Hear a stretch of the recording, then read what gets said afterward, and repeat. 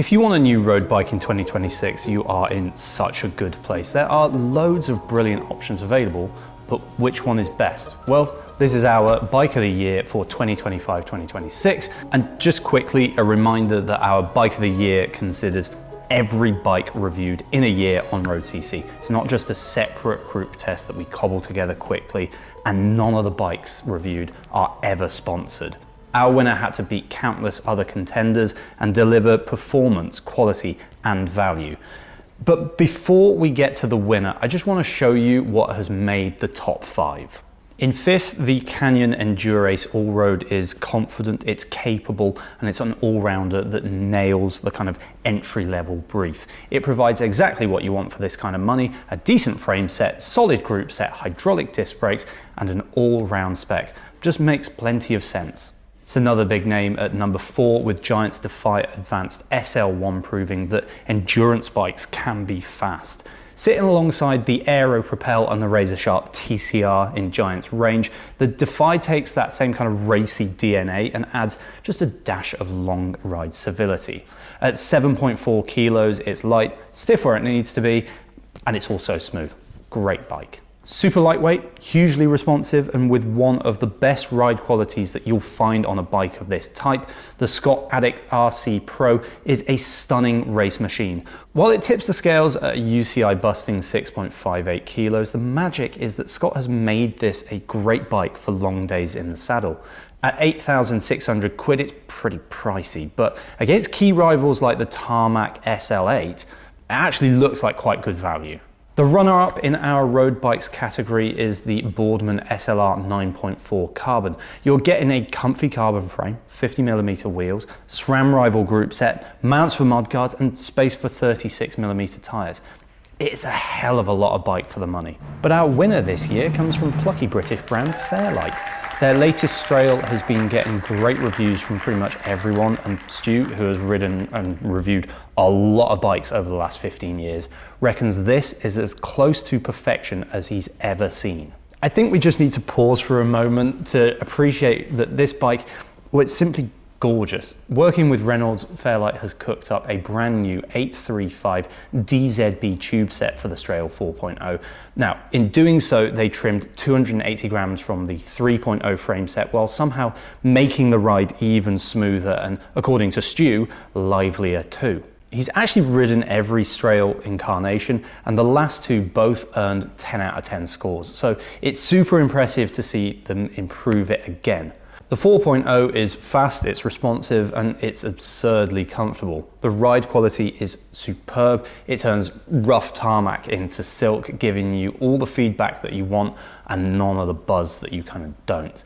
It's not a super light racer, we need to point that out right now. At 8.85 kilos for this Shimano 105 Di2 build with 38mm tyres. It is a fair bit heavier than the SLR, but it's still lively out of the corners, it's surprisingly punchy uphill. The geometry remains balanced, composed, and confidence-inspiring on twisty descents. And that final point for me is super important.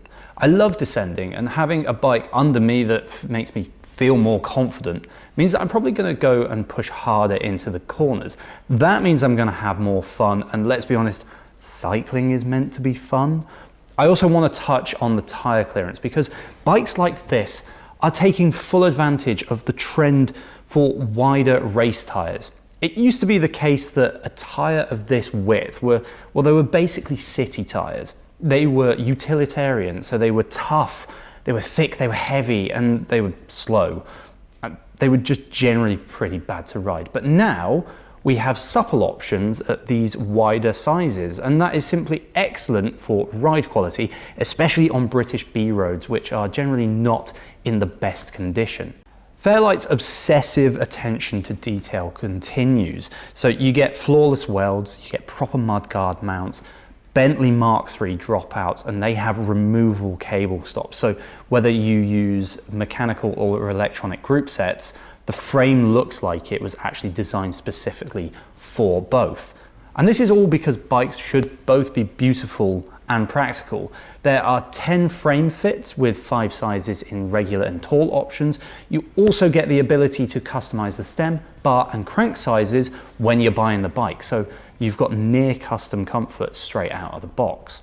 At £1,499 for the frame set, with full build starting from £2,649, the Strael 4.0 is worth every penny. In today's world of aero race bikes, which, don't get me wrong, I love, there is just something so elegant about the traditional lines and tube shapes that you get with the Fairlight.